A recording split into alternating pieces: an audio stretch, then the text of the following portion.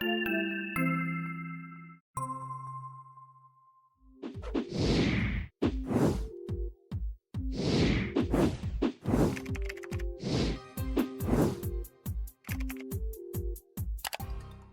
back, Richard. It's good to see you again for this now 7th episode on punishment. Yeah, we thought we'd do a couple of weeks talking about discipline and punishment and raising children, and here we are at episode 7. Yes, and it seems as though each week we go through and want to or find other areas that we really need to focus on because of the things that we work on with parents. And just as a reminder, we started out this series because so much of the time we spend raising kids, we're trying to correct behavior that we don't want. Kids behave in a particular way, we don't want them to continue to do that, and so we react in some way, and we often refer to that as discipline or consequences, or my goodness, oftentimes that reflects as punishment. Right. And so we wanted to have this conversation because it is something that we work with many parents and families with in our practice. Right. We took on this whole thing about raising children and discipline and punishment because, quite frankly, most of us don't do a very good job of it. Right. There's a lot of confusion. We all make mistakes. None of us are very good at it. And our whole issue is, man, it's tough enough just raising kids. Okay, so that's a big job. When you talk about raising kids to be obedient, successful, respectful, competitive, highly motivated, high performing, when you set out to accomplish all that, that's when the problems begin. Because when kids are not doing that, we tend to react, and many of us overreact, when our kids aren't being obedient, successful, respectful, competitive, high performing, then we start to react to that. And those reactions typically don't go very well. Okay? Absolutely. And so we talked in the past couple of weeks, we talked about the difference between punishment and discipline. We advocate, we encourage parents to develop discipline systems that have very little to do with punishment. And in fact, there's a website that we put in the show notes. It has a nice article for those of you who are interested in that difference between discipline and punishment. There's a website you can go to that has a very good explanation that differentiates punishment and discipline. Yeah, absolutely. We're typically concerned about two things. Right. One is when kids don't do what they're expected to do, or when kids do what is prohibited. And that seems to be what most parents who come to us, most teachers who come to us, they're talking about, what do I do when my kids don't do what I expect them to do, and what do I do when they do things that are prohibited? Right, because those are the times, like I said a moment ago, one of the biggest things that we work on with families and parents is, how do you handle when kids do things that we don't want them to do? And that those are the two categories, right? They're either not doing something that they're supposed to do. Right. They're supposed to be doing their homework and they're refusing. They're supposed to, pick the towel up off the bathroom floor, but they're not doing it. Right. Or they're doing something that they've been prohibited from doing. Right. They are on their digital device when they're supposed to be going to bed, or they are, using inappropriate words when they're talking to their siblings. So either they're not doing what they're supposed to be doing, or they're doing something that they're not supposed to be doing. Right. Those are the two primary categories. Right. So whatever systems we set up in our homes and classrooms, whatever systems, they essentially address those two issues. Okay. Right. And if we're going to move away from punishment and toward discipline, we've talked over the past couple of weeks that there are really two kinds of discipline. There's mindful discipline, right, and there's reactive discipline. Right. Okay, mindful discipline is what we use to establish schedules in our homes. This is bedtime. This is when we get up. This is when we eat. This is when you take a shower. And we want to teach our kids responsibility while they're very young, to accept responsibilities and help them achieve self-regulation so that they can do this themselves. We don't want to have to always be there. And in fact, after age 15 or 16, we're not always going to be there. Right. So we want kids to be able to do this on their own. And that's when we use mindful discipline. And that's kind of what we're talking about here. Absolutely. And I think that the other part of mindful discipline is that it's, this is something that we oftentimes have such a difficult time implementing. And that is mindful discipline is proactive. Right. It's thinking ahead of time how, could this lead to a problem? Or is, in this kind of situation, my kid typically has these kinds of problems. And so I'm going to be prepared for those situations. Mm-hmm. One of the examples that we very often use with this is, parents become very upset, and understandably so, very upset when their child lies to them. Mm-hmm. But yet they prime and prepare and sort of set the stage for their child to lie to them. Right. They ask questions where they know the answer, but they also know that the kid is going to tell them, a fib. They're not going to tell them the truth, but they'll ask that question anyways. And then they zap them for lying. Right. And mindful discipline says, okay, that's not an effective way to manage this. Mm-hmm. An effective way to manage this is, I know what the answer is. And so I'm going to go ahead and talk with the child because we both know the answer. Did you do your homework? You're setting it up for them to lie, especially if they're ready to go outside. Right. Instead, you say, go get your notebooks so that we can make sure that you get all of your homework done before you go outside. Mm-hmm. Yeah, and they'll say, well, I've already done, it's all done. I said, that's fine, but so let's go over it. Yeah, no, you're not asking them, you don't want to catch them being bad. Right. There's no point. So when we talk about, there's a wonderful article from Attitude Magazine. We put it in the show notes. 10 tips for parents to practice mindful discipline. Okay, so if you're interested in that approach to parenting, it's a really 10 simple tips that you can follow that will start you in the direction of being of mindful discipline rather than reactive discipline. Right.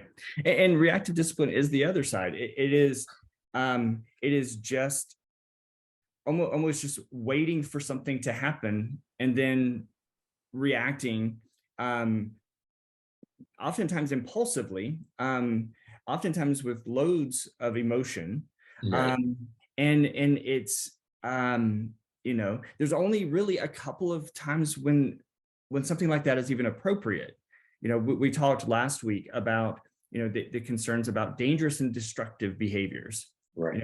Dangerous and destructive, those types of behaviors require a reactive disciplinary approach because they tend to be unexpected, right? Those aren't things that we tend to predict.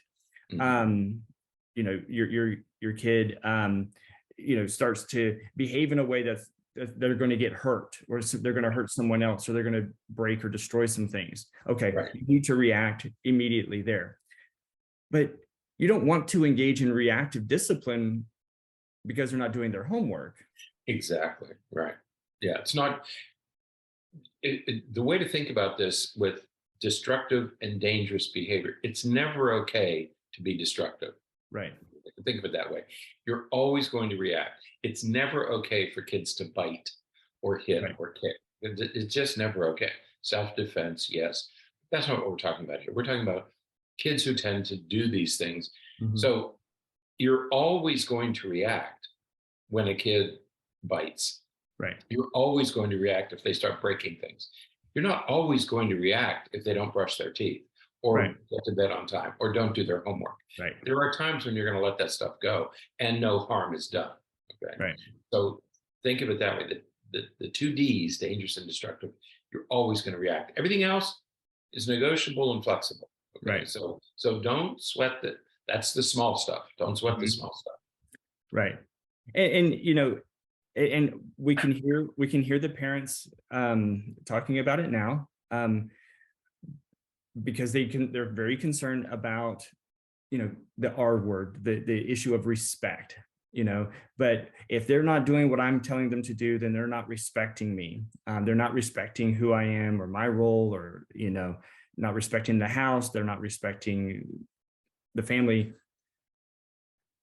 That sort of rubs us the wrong way, in because you're not talking about respect, you're talking about obedience, right? Right. So often when parents say that their child isn't respectful, what they're saying is that the child isn't obedient. Right.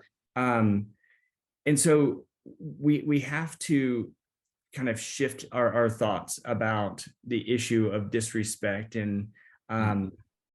because that's just going to incite an emotional reaction from you.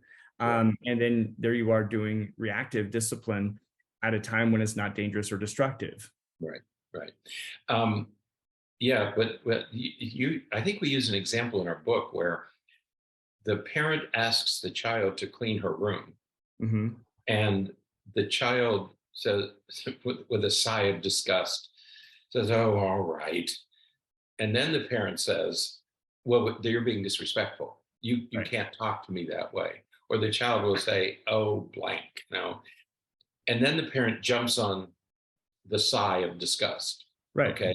Well, now you have a room that needs to be cleaned. Right. And so that's one fire that you have smoldering. And then the child does a sigh of disgust, and the parent says, "You're being disrespectful." So now you've set a second fire. Okay. Right. And the parent does something, and the child reacts, and then say, "You can't talk to me that way." Now you have a third fire. Okay. Right. So you've gone from one simple thing, clean your room, to now Mhm. you have three fires burning. Right. Okay. So be very careful with this notion of respect. Okay. Because you're Mhm. right. Is it respect or is it obedience? And you need Right. to be very, very careful, because we tend to jump to disrespect. You're being disrespectful. And it starts early. Right. I have parents of 2 and 3 year olds who say, Mhm. "My child's becoming very defiant now at 2 and 2." Not really defiance, it's a search for independence. Right. Okay. And so be And very careful with this notion of respect and disrespect. right. And on one hand, it's discipline, and on the other hand, or it's obedience, and on the other hand, it's voicing their true emotion. I Right. don't like cleaning my room either. And so when I think, "Ugh, I gotta go clean the kitchen," or, "Oh man, I gotta go clean the bathroom today," Right. it's not something that I'm like jumping for joy about. Not looking forward It's to it. it's not in any way realistic for you to expect that you're going to tell your child to go clean their room or whatever, clean whatever, and for them to be excited about it. They're probably going to be, you know, because it's going to take them away from things that they want to do. Those are things that you can ignore. There is no reason to be overly reactive to that. You can say, "I know I don't like having to do those things either, but sometimes we have to spend a little bit of time doing Right. things that we don't necessarily want to do." What a You great know, lesson that would sometimes, be. sometimes when kids do that, you can sort of chuckle and say, "Of course you don't want to do it." I, we Yeah, all understand that. It's not worth setting another fire. right. I Absolutely. mean, the child's upset. Of course, would you rather play video games or clean the bathroom? Right. You know, Yeah, so yeah, you're going to get a little pushback. It's not worth worrying about. exactly. Another one is, you know, parents will say things like, because I'm the parent, because this is my house, you know. Oh, You know, they'll use those sort of authoritarian phrases hmm, that indicates that I'm the dictator that says what is and what is not to be done, and if you have a problem with it, you just need to deal with that because I'm the boss. yeah. I like when parents. No, that's the child will say, "Well, that's my bedroom, and I should be." And the parents say, "No, that's not your bedroom. This Right. is my. I pay for this house." Well, once you take ownership of that bedroom, if you say to your child, you're just renting that. You're just staying there right now. Well, the child has no ownership and Right. feels no responsibility. Okay. Right. You want the child to feel responsibility for that room. But if Mhm. you take ownership and you tell the child that this house is mine, you're just using that room, the child has no investment. There's no, Right. it's not mine, so I don't care. I don't care what it looks like. It's not mine. Right. And so instead, again, that the idea of mindful discipline is working ahead of time and talking about agreements. This is, we want to have a clean house, right? We don't want to This have is bugs. We our, don't want this to have is our house. our house. And so this is what we want for our house. If we Mhm. want people to come over, if we want to be able to have guests, if we want to be able to do some of the things we want to do, then we have to take care of our space in this way. And so instead of saying, because I said so, you can say, well, no, that's what we agreed to. We agreed that on Thursday evenings or on Saturday mornings that we would spend time cleaning our rooms and cleaning up. Yeah, you don't send the child off. You make the child part of the process. Right. So go ahead. Nope, you first. Yeah. So let's think about, there's sort of three categories of offenses that we have to think about and think about how parents will respond, or maybe some advice on how parents should respond to these different offenses. Right. The first one is, okay, it's the first time that the child does commit some offense. Right. So it's something that they've never done before, but they break a rule, or they do as you've asked them not to do. And so now you have to respond to this first offense. Mm-hmm.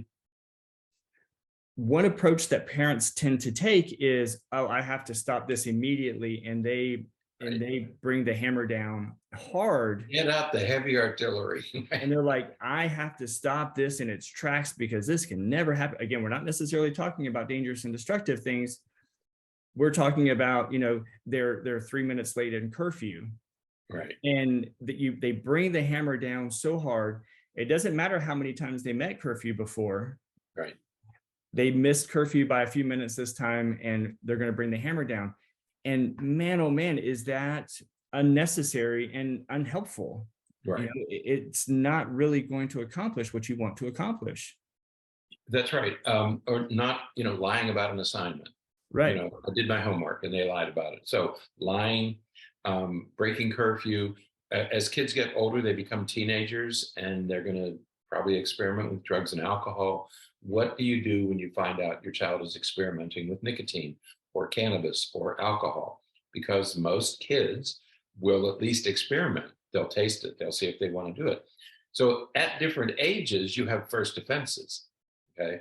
But throughout their lifespan, from age 2 or 3 to age 18 or 20 or 22, there are going to be first offenses. A 5-year-old isn't going to be vaping, but right. A 15-year-old will be vaping. Okay. So it will change over time. But there are these first offenses, and you have to be careful that you don't overreact to the first offense, because what you want to teach is you want to give them grace. Mm-hmm. You understand they've made this mistake, you get it, and then you have to teach them what you want until they understand it, until they finally get it.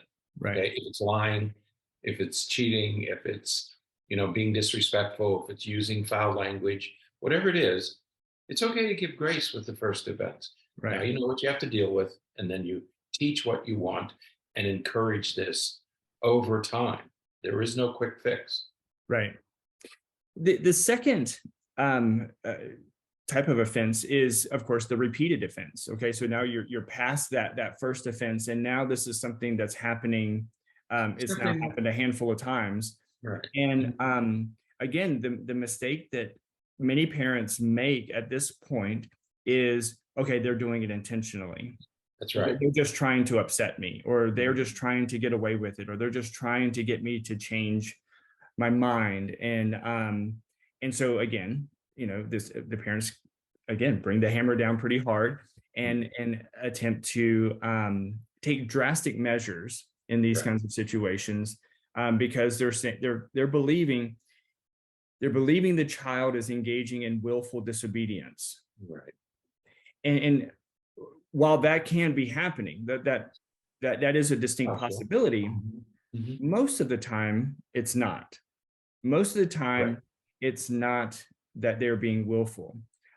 We try to differentiate between can't do versus won't do. won't do, that's willful disobedience. That means that they're intentionally working against you and trying to break your rules. Very often it's a can't do. There's some skill or some need that they have that's not being met, where they can't accomplish or can't do what you're asking them to do. Right. Yeah. So when you get to repeat offenses, the child doing it over and over again, even though you've talked about it, even though you've agreed, the child do it, like taking food to your room. Okay, that's a common offense. And you've talked about it, you've dealt with it, and it keeps happening. First of all, remember that behavior is communication. So when your child is doing something repeatedly, they're trying to communicate something. We don't know what it is yet. Okay. But don't begin by assuming that they're just being defiant. Right. Because it may not be defiance. Right. Okay. How often parents say, I've told you this 1,000 times and you keep it. Yeah, that's welcome to parenting. Okay. But that's not the issue. Is the child is trying to communicate something to you, and you have to figure out what's being communicated here. Why this behavior? What is my child trying to tell me here? Is my child trying to say, I'm going to do this? This is a power struggle. This is a control issue. What are we dealing with here? Because kids don't want to be in trouble. Right. They will risk trouble to communicate something else. And our job as a parent is to figure out what they're trying to communicate. Right. Another common repeated offense is like, and I mentioned a moment ago, leaving the towel on the bathroom floor. Right. And, it's a very frustrating thing for a lot of parents, because here we have a damp towel laying on the bathroom floor, and, who knows how long it will stay there. And he's just not paying attention. He's just not doing this. He's doing it, he just doesn't care. He doesn't care that that's what I'm asking him to do. Right. Well, sometimes if you just look at the child's what's their pattern of behavior, you're going to start getting a clue. It just so happens perhaps that every time the child had left the towel on the bathroom floor, those were times that he forgot to bring clothes into the bathroom with him to change into after he gets out of the shower. So what's happening is he's dropping the towel and running to his room to get clothes, and then by the time he's in his room and gets dressed, he forgets that the towel is on the floor. Right. Okay. So you change the pattern a little bit. You change the routine. And so when you remind him to get in the shower, you say, hey, and don't forget to bring clothes with you. So now you have an extra cue, very easy to do, doesn't take much work from anyone. And now the child is going to be more likely to remember to bring clothes in there, so that he can get dressed, and then he'll hang up the towel. But when we just look at it as willful disobedience, we miss these opportunities to, prevent the problem from happening. And we tend to almost vilify the child by saying he's being intentionally bad. Right. Right. And just think about what that means that you're saying about your kid, that he's being intentionally bad just to upset you. Right. We had an example like that in my own house. One of my kids would take off a t-shirt and invariably leave it on the bathroom floor. And it happened day after day after day after day after day.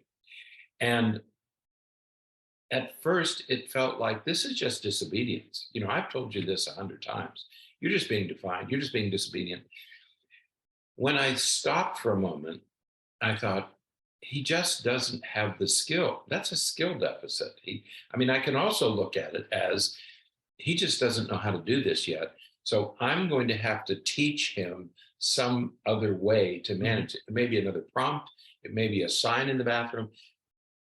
Obviously, he's not getting it. Okay. Right. So I have to reteach until he develops that skill. Right. He wasn't really being defiant. He was being thoughtless. He was being mindless. So I could punish him for that. Or I could figure out a way to teach him how to get the shirt off his body and into the hamper rather than on the floor. Right. So I could also look at it as a skill deficit. I don't have to attribute bad motives to my child. It's just something he doesn't know how to do. So I have to reteach it. Absolutely. Now the third type So we've talked about the first response, first offenses, responding to first offenses, responding to repeated offenses. And the third category is chronic offenses. And these are offenses that happen at every developmental stage, but they just happen again and again and again and again and again. And it's just a chronic problem. In preschool, it could be not putting things away. And, as kids get older, they're not brushing their teeth, or we get back to lying and those kinds of things. And what we tend to recognize this as, or see this as, is it's just a power struggle, looking for control, some control over their life. Right. And so we have to respond to these kinds of offenses in very different ways. That's right. When you get a chronic offense, it's just happening. A repeat offense is it happens a few times, and then you figure out a way to teach your child how to do it differently. A chronic offense is it's occurring over and over and over, despite everything you've done. It keeps occurring. You're probably not going to be able to punish your way out of this. Right. There's some, when you get these chronic offenses, and and parents will say, I've tried everything. I've done everything. I've tried everything. I've done it. What you're saying is, I've tried every punishment technique that I know of, and nothing's working. Right. So the message here with chronic offenses is you're probably not going to punish your way out of this. It's probably going to require some type of collaboration. You're going to have to sign a truce, and you're going to have to work with your child to say, okay, look, we got to reach a new agreement here. We have to renegotiate this whole thing.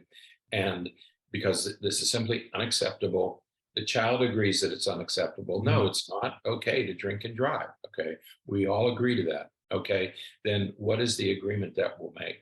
You're not going to punish your way out. You're going to have to use some kind of collaborative approach with your child. And the older they are, the more likely it is that you're going to have to use a collaborative approach. You can't just punish a 16-year-old into submission. They're not going to give in. They will not give in. You're going to have to come up with a new way of a collaborative approach to solving the problem. Right. Yeah. We so often we hear parents come in and say those exact things. I've tried everything. I've taken everything away from them. And nothing works. Nothing will change, no matter what. He just doesn't care. Ross Green says you don't need more consequences. You need a new plan. Right. And so often it's because the parent is dictating things to the kid and not listening to the kid, and not not trying to figure out how to negotiate. When you think about as they're in adolescence and they're driving, and you think about issues with curfew, and they're late every single time. And so what do parents do? Well, I'm not going to let him go out anymore. Right. Well, okay, so now we're teaching, now we're not affording him the opportunity to, gain some independence. And so he'll start sneaking out, or he'll start doing other things that we don't want him to do. When, if you just sit and talk to them, you might find out that, the reason that he's 15 minutes late every time is because of, this problem, or because, is 9:15 really that different than 9 o'clock? For a curfew or something. So it's a matter of talking with and communicating with the child in a way that where you can negotiate and you can come to some compromise. Of course, there's some areas where compromise isn't going to happen. You're not going to compromise, as you said. You're not going to compromise about drinking and driving. Right. But what time they get home, issues related to eating in their bedroom, or what they're doing with their schoolwork. There's some discussion, there's some negotiation room there, and why not use that when clearly the punishments aren't working? Right. My kid, one of the most common problems we deal with is kids not getting out of bed in the morning. That's a perfect way to solve the problem, using a collaborative approach. Absolutely. So parents often want to know, what do we do? What do we do if so and so happens, or if what is an appropriate consequence if my child does this? Mhm. And we have to look at, what type of offense is it? Is this the first time they're offending? Is this a repeated offense, or is this a chronic offense? Right. Because our responses to those have to be different. And once again, as we said early on in this podcast, you have to weigh that by determining how serious. If it's dangerous and destructive, you have to respond to it. Right. Other things, there may be room for working with your child to figure out what's going to be a better way to manage those issues. It requires some work with the kid. That's right. Because what most parents and teachers will say is, what should I do if I discover that my child X Right. blank?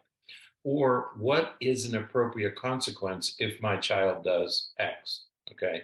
Well, the first question we're going to ask is, what are you trying to accomplish? If it's getting your child out of bed in the morning, getting your child to take a shower, getting your child to do chores, what are you trying to accomplish?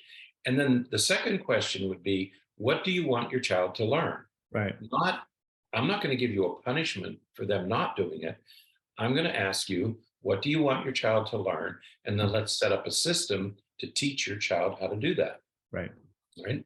And so when these are good questions, they're legitimate questions, but I think we need to move from looking for a consequence, looking for a punishment, but instead looking for a way to solve the problem. Right. And that begins with, what do you want this child to learn? Right. And that's oftentimes where most of us go wrong, right? We rely on being reactive, and we don't plan ahead. We don't try to be purposeful in our discipline, and we're just reactive. And we don't. Oftentimes we don't do anything to foster desirable behavior. We just respond to the inappropriate behavior, and we don't do anything to foster the presence of appropriate behavior. Yeah, we have antenna up all the time, but it's always for what's wrong. It's always for the negative stuff. Okay, we're very good at spotting the negative stuff, and we sort of ignore the positive stuff when our emphasis should be on developing desirable behaviors. Absolutely, and we get so hung up on, that authoritarian view of, I'm the boss. You will respect me. Again, respect meaning obedience. Right. And we get so focused on those issues that we miss opportunities to collaborate or to work with our kid in a productive way. Right. I would be willing to bet that every time a parent says, you can't talk to me that way, or you're being disrespectful, it's always in the heat of an argument. Right. Right. And that's the problem. That when you can't negotiate in anger. You can only negotiate when things are calm. Absolutely. And I'll bet that every time this respect issue comes up, it's in the heat of battle. Absolutely. So now this was episode 7 of our punishment series, and there is episode 8. Next time we're going to focus on. We're still focusing on consequences. That's something we've talked about over the last couple of weeks. But what type of consequence? Of course, there are several types of consequences. There are that parents will lean towards. But we're going to talk about 3 different types of consequences next week. And it's important that parents think about these, because there are consequences that are okay. There are consequences that are appropriate. And then, of course, there are consequences that are problematic. And so we're going to talk about 3 different types of consequences next week to help parents as they work through, how to respond to different situations. Right. Yeah, you have to have consequences, but you got to be careful, because it's a two-edged sword for sure. Absolutely. So, all right. Well, that's it. Until next time. Until then, stay happy, stay healthy, and forget to be afraid.